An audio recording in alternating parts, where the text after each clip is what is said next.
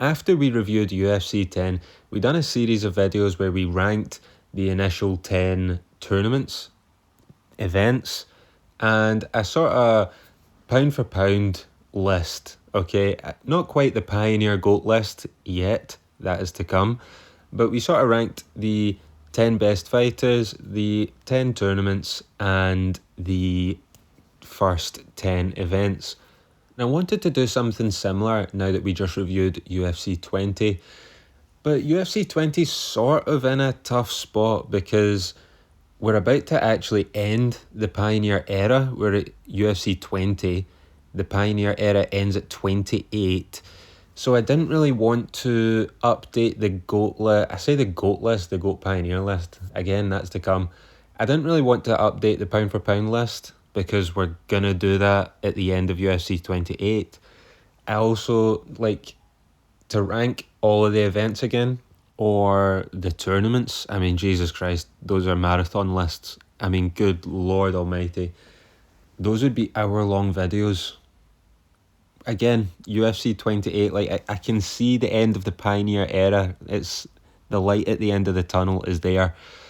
So I didn't really want to do that either. But somebody left a suggestion on one of the lists I done after UFC 10, and they left a comment saying that I should do a list on the fights, the best fights, and I thought that was a good idea.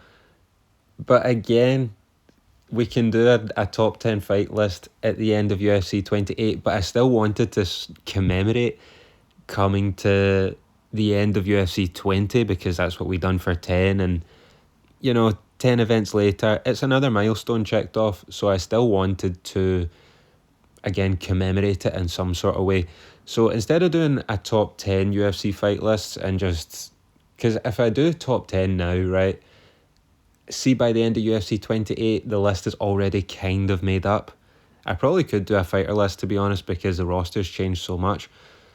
But I figured we'll just save it for UFC 28. But I still wanted to put up something.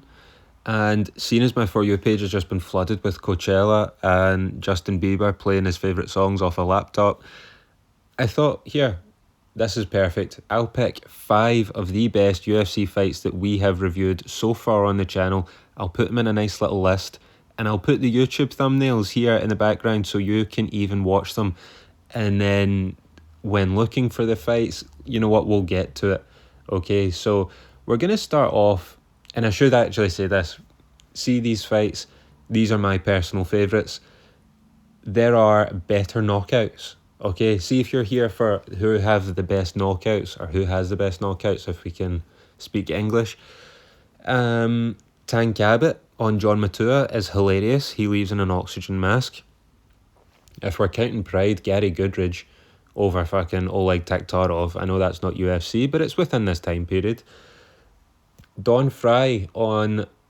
Oh, I want to say his name was Thomas Ramirez. It was in like 8 seconds. Very impressive. Gary Goodridge, again, over Paul Herrera, classic, the one with the elbows, you know the one. Frank Shamrock with the slam on the Russian military man. Can't remember his name. Igor Zavoniev, maybe? Did I get the pronunciation right? I had to go back and check. I was actually really close. I said Igor Zavoniev, and it's actually Igor Zinoviev. As though it makes any difference whatsoever. If you typed up Frank Shamrock versus Igor, what other fight do you think is going to come up?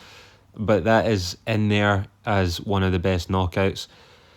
But moving on, I had to leave some fights off of this list. Okay, and now that I'm running through the Rolodex in my mind, I've left off Royce Gracie versus Chemo.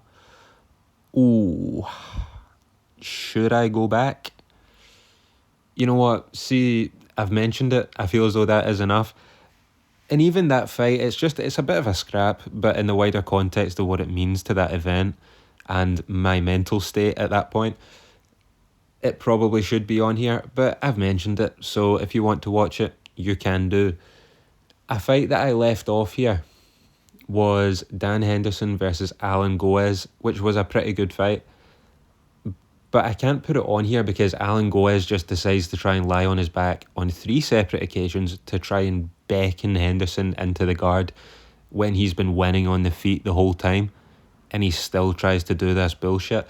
So I had to keep that fight off the list, but another Dan Henderson fight, his only other one, does make it onto the list, but we will get there. We are going to start off with a fight from UFC 10, Mark Coleman versus Don Fry. Now, yes. I know what I just said about context, about Chemo and Royce Gracie. That was just covering up for the fact that I forgot about it, okay? This fight, you probably do need some context, and I'm going to give it to you, okay? So this is back in the tournament era of UFC. We're at UFC 10. It is the debut of Mark Coleman, who gets a pretty easy first round opponent. I say easy opponent. See early round UFC tournaments, it's filled with some amount of dreck, okay? Moti Hornstein had a few, maybe a couple UFC fights. I'm pretty sure he lost all of them. See, in terms of early round tournament fighters, he's actually coordinated and not the worst thing you've ever seen, even though he's winless and not great. But Mark Coleman got drawn against him and he beat him in a few minutes. We then seen Don Fry go up against Mark Hall in that tournament. Took him 10 minutes to beat Mark Hall. He just lay on top of him and just spammed body shots while Mark Hall lay there, saying that he can't breathe. The fight was still allowed to go on for even longer. But it took Don Fry 10 minutes to dust off his first round opponent. So heading into the semi-final, Don Fry gets Brian Johnson, an actual decent fighter out of AKA. I believe Javier Mendez was in the corner that night, if you go back and watch. But Mark Coleman got Gary Goodridge. Again, 2 tough fights for these guys.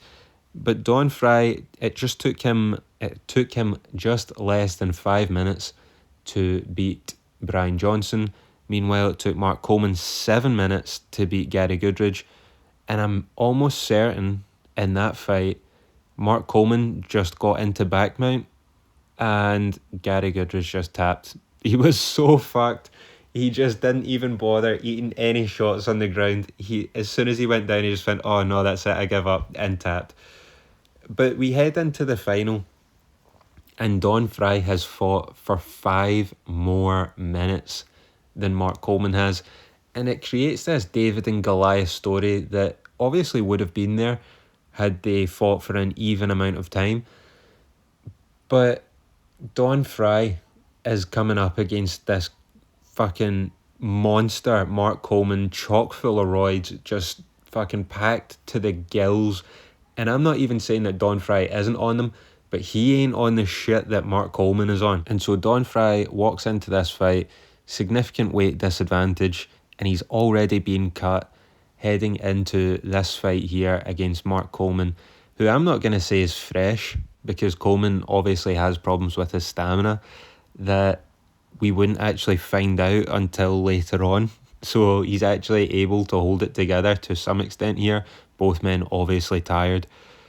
But I have this fight in my top 5 favourite fights because, see, towards the end, and I'm not going to spoil who wins if you haven't seen it, the reviews are on the channel, you should watch them.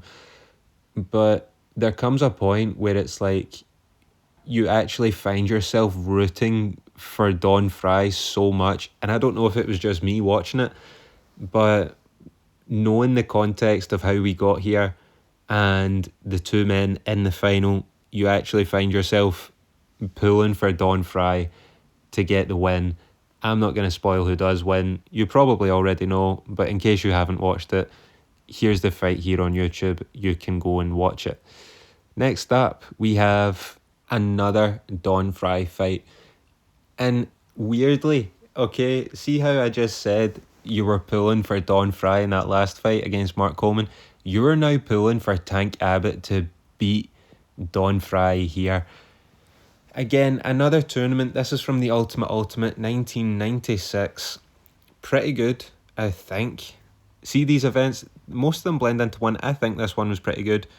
I think I enjoyed 1995 slightly more, but we started off with Tank Abbott defeating Cal Worsham. Oh my god, these names, these people flooding back to me. Oh, I don't even know if it's nostalgia or PTSD, but Tank Abbott beats Cal Worsham, and if I remember right, Cal Worsham ends up being pretty unhappy because I think Don Fry punched him after the fight ended. I think I'm remembering that correctly. Okay, Don Fry then went up against Gary Goodridge, who again I'm sure just fucking tapped to tiredness. He was fucked and thought, nope. That fight went 11 minutes, and then into the semi-final, Tank Abbott absolutely smashes alternate Steve Nelmark in about a minute. See, when I spoke about knockouts at the start of the video, that there, go watch that knockout. Type into YouTube right now, Tank Abbott versus Steve Nelmark. Holy shit. That guy folds up on himself doing the Fenty lean. Unbelievable. And then this is where you find yourself pulling for Tank Abbott in the final. Don Fry and Mark Hall, who are friends, I think they're friends. I think they have the same manager. That was the story. They fix the fucking fight. Don Fry wins by Achilles lock, a heel hook, in 20 seconds. Because Tank Abbott had the first semi-final, he won in a minute. People already know that Tank Abbott at this point has some issues with his stamina. The way that we spoke about people don't know about Mark Coleman, people already know about Tank. So when Don Fry seen that Tank Abbott went a minute, the manager of Don Fry just went up to Mark Hall and went, here, we need Don Fry to win, so fancy just taking a dive. And he done it.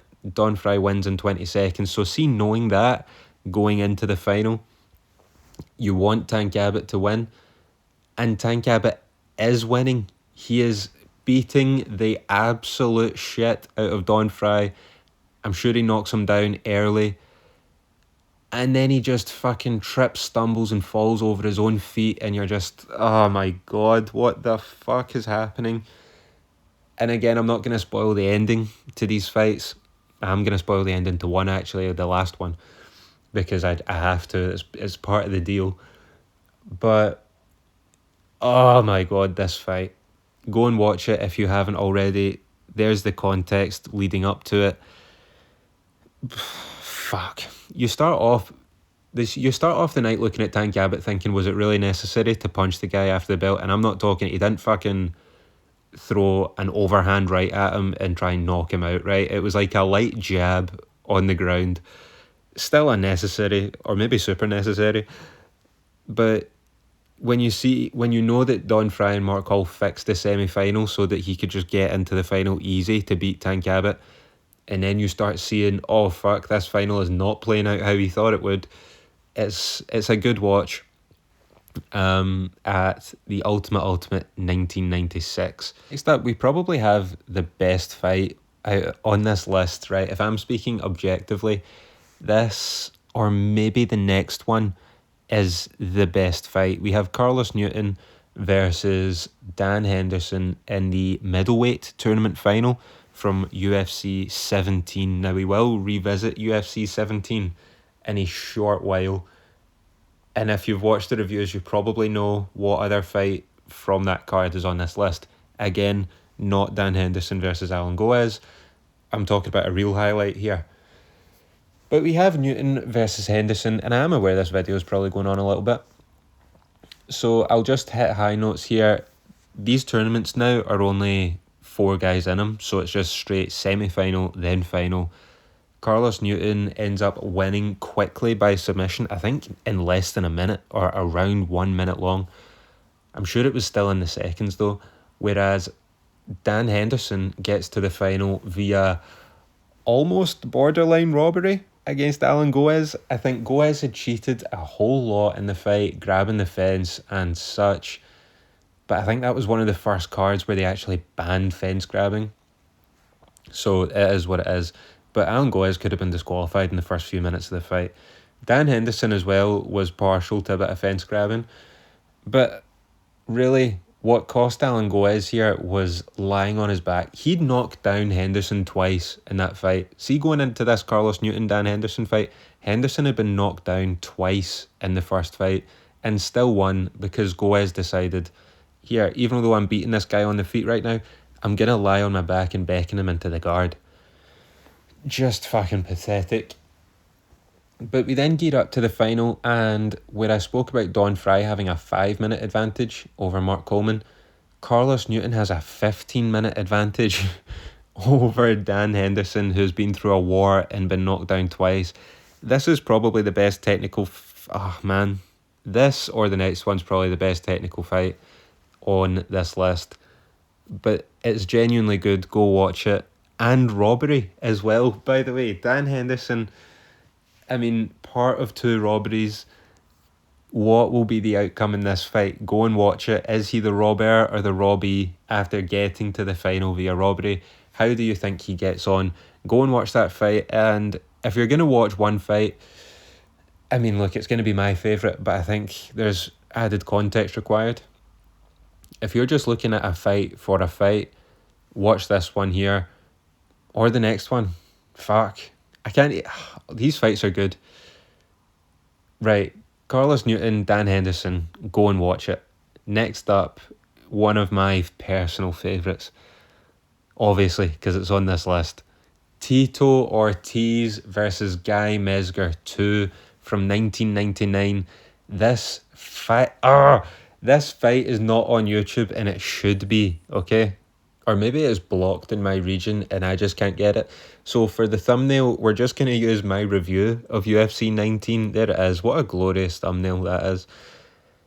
But this is a rematch from UFC 13. So the context for this fight actually happens, I think, nearly a year beforehand, maybe even more.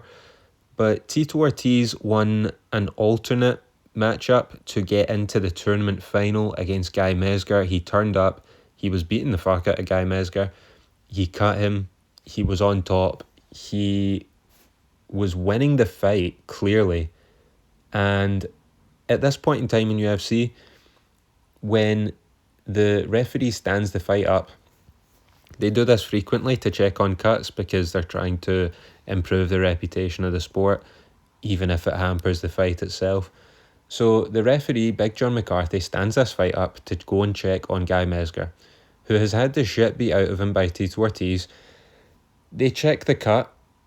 They then don't put them back in position. When the referee stands the fighters up, they go to the corner and they restart from their corners as though it's just the start of the fight again. So Tito Ortiz has been beating up Guy Mezger for minutes on end.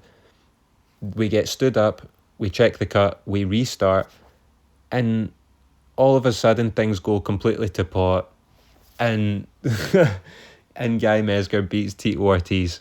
Right, that's the context set for this rematch here. Tito Ortiz looking for revenge. At UFC 18, Tito Ortiz beat Jerry Bolander in a fight that I think at the time people were shocked that Tito Ortiz won. But knowing Tito Ortiz going up against Jerry Bolander, like, again, when I review these events, I have 30 years of hindsight. But Jerry Bolander is a Lions Den fighter, same as Guy Mezger. And this rematch between Tito Ortiz and Guy Mezger kicks off a rivalry between Tito Ortiz and the Lions Den gym, headed by Ken Shamrock. And, I mean, legendary stuff here. Legendary stuff, great fight, and sparks a beef that would last. I don't even know if it's still going on. It's lasted years. I know that there ends up being a fight between Tito and Ken Shamrock later on. But this fight in itself is a good matchup, is a good fight. I very much enjoyed it.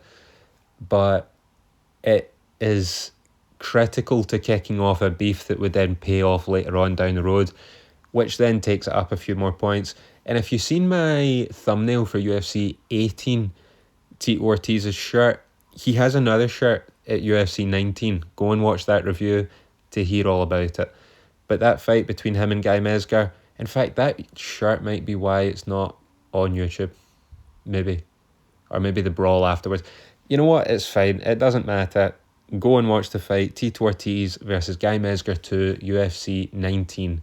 And now, my personal favourite, probably the... Oh, no, it's not. It's actually the best fight on this list.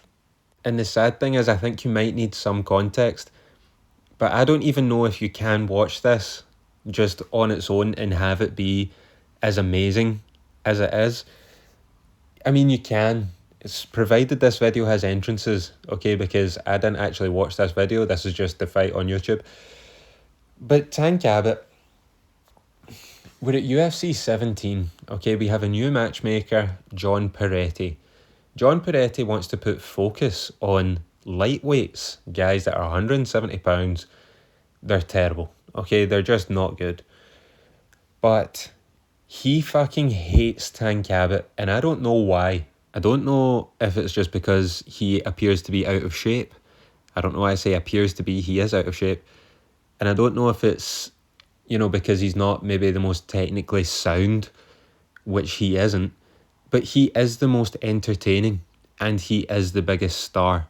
Now that's the context that you need coming into this fight. We're at UFC 17 and all the stars are gone. All of them.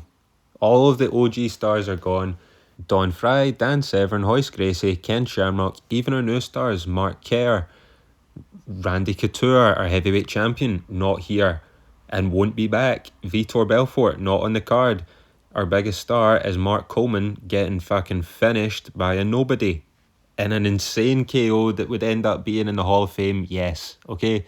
But that was the main event. It hasn't happened yet. This show has had 2 decent fights on it, okay, both featuring Dan Henderson, but were both robberies that the crowd isn't really too thrilled about. And everybody else on the card, and even including, right, see, going back and watching these, we know who Dan Henderson is now, right? Some people will even know Carlos Newton. But these guys aren't stars, okay? Even a guy like Dan Henderson, nobody knows who the fuck Dan Henderson is. And fucking, where was this event? In Mobile, Alabama in 1998. You throw Dan Henderson, Carlos Newton fight on there, no one knows who the fuck these people are. They have been starved of the stars that they know. And then Tank Abbott walks out, who gets a reception as though Jesus Christ has just turned up in front of everybody. The crowd erupts when Tank Abbott walks out there, okay? He fucking walks out. His opponent, Hugo Duarte, is already in there waiting for him. He walks in, we get the intros, we get the fucking John McCarthy, let's get it on. And we get off to a very deflating start. Now, I go on about the Tank Abbott cycle, okay? The Tank Abbott shuffle in these old reviews.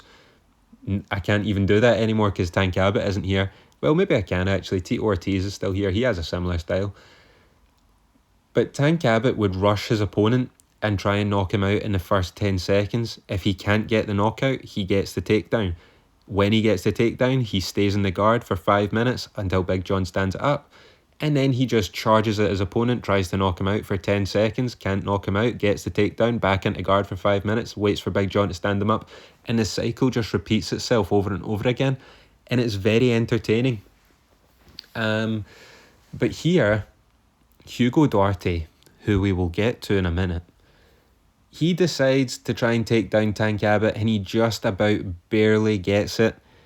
Tank Abbott is able to reverse the position. The crowd is going insane when he fucking reverses the position, gets on top of Hugo Duarte and starts pummeling the fuck out of him. The crowd is losing their fucking mind. Tank Abbott just keeps hitting Hugo Duarte. Big John steps in. The fight is over. Again, the crowd has gone ballistic.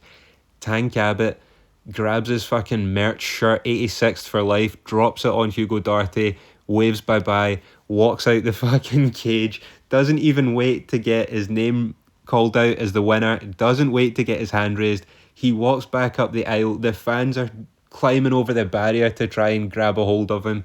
And he's walking him and his team all the way up the back. It is just the best moment. And I get, goosebumps, reliving it right now. Goosebumps, reliving it right now. Incredible. And we can ignore the fact that nearly all of the punches that Tank landed were to the back of the head. We can ignore that. Because see, when he's punching Hugo Duarte in the back of the head, little do we know he deserves it, you can see the fans in the background literally jumping up and down in their seat, throwing every single one of those punches with Tank Abbott, because he's the last star we have, and he's just the best. You need to watch it. You need to watch it. It's tremendous. And the fact that the matchmaker doesn't like Tank Abbott, and like, because I'm imagining right now that John Peretti made this matchup just like, fuck it. Because Hugo Duarte at this point, all his fights have lasted less than a minute, I think they say on commentary. So, like, John Peretti probably thinks, yeah, Tank's going in here to get finished in a minute. And no, he does not. Turns it round, almost gets caught in an armbar, I think. Fucking pulls his arm out there, ground and pound, smashes Hugo Duarte to dust. And see, after watching Pride and Hugo Duarte against Mark Kerr, thoroughly deserved. So see when you watch, in fact, what order should you watch these in? UFC 17, Hugo Duarte fights Tank Abbott first. So if you're going in timeline order, watch this one and then watch Hugo Duarte versus Mark Kerr, and then you'll see why he actually deserves this beating and the punches to the back of the head. But if you want to be pissed off and hate Hugo Duarte, watch the fight against Mark Kerr first and then go back in time and then watch him get pummeled by Tank Abbott. That will probably leave you a lot more satisfied watching than it would watching it the other way around. But that's it. That is my 5 recommendations, my top 5 fights, UFC 1 to UFC 20. I would probably throw Royce Gracie and Chemo in there if you want, you know. A lot of these fights actually happen between 10 and 20, so, you know, the fights do get better as time goes on, and then obviously as time goes on, the fights get even better. And now we're where we are today, where the fights are somehow worse. So I just wanted to make this video as something to commemorate the journey that we're on. We will have an updated pound for pound list. We will have probably an updated top 10 fights from the Pioneer era. We're also going to look at the Hall of Fame and who from this era should be in and who should not be in, more to the point. So we're going to have a lot of Pioneer era videos on the way as we run through the next year and a half of UFC on the journey through, I mean, I can't even call it the journey through the dark era anymore, because we're firmly in it. But again, the light, it's at the end of the tunnel. We can almost see it. SCG is almost into bankruptcy, which is terrific. And Dana White and the boys are about to come and rescue this thing. Thank God.